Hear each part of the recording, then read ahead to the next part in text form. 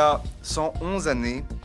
dans la douceur d'Erevan, Հայոց ցեղասպանության 111-րդ տարելիցի առթիվ Ֆրանսիայի վարչապետ Սեբաստիան Լեկորնյուն ելույթ է ունեցել Մարսելում, որտեղ ընդգծել է Ֆրանսիայի մշտական աջակցությունը Հայաստանին եւ հայ ժողովրդին։ Նա ընդգծել է, որ ավելի քան 58,000 հայ փախստականներ են ժամանել Մարսելի նավահանգիստ ցեղասպանության ժամանակ, իսկ նրանց զավակները շարունակում են ապրել այնտեղ մինչ օրս։ Մեջբերում Հայաստանը գոյատևել է եւ կգոյատևի։ Ֆրանսիան միշտ նրա կողքին է։ Ֆրանսիան աջակցում է Հայաստանին թե դիվանագիտական, թե ռազմական առումով։ Մենք անընդհատ տրամադրում ենք զենքեր Հայաստանին ապահովելու նրա ինքնապաշտպանությունը, իսկ ֆրանսիացի զինվորներն օգնում են հայկական բանակին Հայաստանում։ Ֆրանսիայի վարչապետը շեշտել է. մեջբերում բարեկամ երկրի ինքնիշխանությունը քննարկման ենթակա չէ։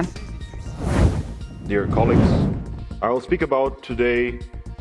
about genocides. ԵԽԽՎ լիագումար նիստի ժամանակ ելույթ է ունեցել Հայաստանի ազգային ժողովի պատգամավոր Հայկ Մամիջանյանը։ Նա շեշտել է, որ չնայած միջազգային իրավունքի եւ ինստիտուտների առկայությանը 21-րդ դարում կրկին տեղի են ունեցել մարդկության դեմ ուղղված ծանր հանցագործություններ։ Մամիջանյանը փաստել է, որ 2023 թվականին Լեռնային Ղարաբաղից ավելի քան 100,000 հայերի բռնի տեղահանման ընթացքում 60-ից ավելի մարդ է մահացել Հայաստան տանող ճանապարհին, փորձելով փրկվել ադրբեջանական ռեժիմից։ Նա հատուկ ուշադրություն հրավիրել Ադրբեջանի կողմից իրականացվող մշակութային ցեղասպանությանը, մասնավորապես Ստեփանակերտի Սուրբ Աստվածածնի եկեղեցու հիմնահատակ ոչնչացմանը, որի մասին ապացույցները միայն արբանյակային լուսանկարներն են, քանի որ Բաքուն թույլ չի տալիս ՅՈՒՆԵՍԿՕ-ի մուտքը տարածաշրջան։ Պատգամավորը քննադատել է քաղաքակիրթ աշխարհի անտարբերությունը մեկ բռնապետի գործողությունների նկատմամբ, ով շարունակում է Բաքվի բանտերում ապօրինի պահել հայ գերիներին եւ օկուպացված պահել Հայաստանի ինքնիշխան տարածքները։ Ելույթի ավարտին Մամիջանյանը դիմելով Հայաստանի նկատմամբ թշնամաբար տրամադրված երկրներին հայտարարել է. «Դուք ձախողել եք, ես ողջ եմ»։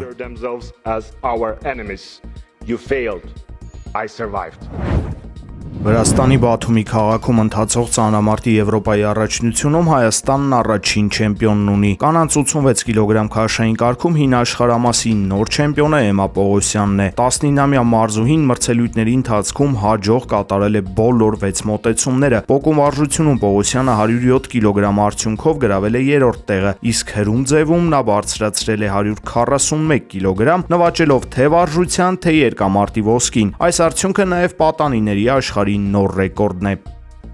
Շատ էի սպասել ու շատ էի ուզում, որ այսօրով կարողանամ չեմպիոն դառնալ ու փառք Աստծո կարողացա։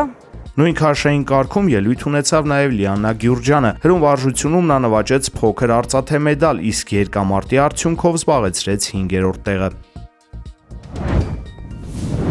ԱՄՆ-ի եւ Իրանի միջև ուղիղ բանակցություններ տեղի կունենան Իսլամաբադում ապրիլի 27-ին ըստ Axios-ի։ Իրանի արտգործնախարար Աբբաս Արաղչին արդեն ժամանել է Իսլամաբադ, իսկ ԱՄՆ փոխնախագահ Ջեյ Դի Վենսը դեռ չի մասնակցի բանակցություններին։ Նրա փոխարեն Պակիստան կմեկնեն Սպիտակ տան բանագնացներ Ջարեդ Քուշներն ու Սթիվ Ուիթքոֆը։ CNN-ի տվյալներով Վենսը դեռևս չի ծրագրում այցը, քանի որ Իրանի խորհրդարանի խոսնակ Մոհամմադ Բաղեր Ղալիբաֆը եւս չի մասնակցում բանակցություններին։ Միևնույն ժամանակ Վենսը հայտնել է, որ եթե երկխոսությունը առաջընթաց գրանցի, ապա ինքն էլ կմեկնի Իսլամաբադ։ Պակիստանի աղբյուրներն էլ հայտնել են, որ Արաղչին երկկողմ բանակցություններ կվարի Իսլամաբադում։ Նախ կքննարկի Միացյալ Նահանգների հետ բանակցությունների վերաբերյալ իրենց առաջարկը, ապա Միացյալ Նահանգներինը։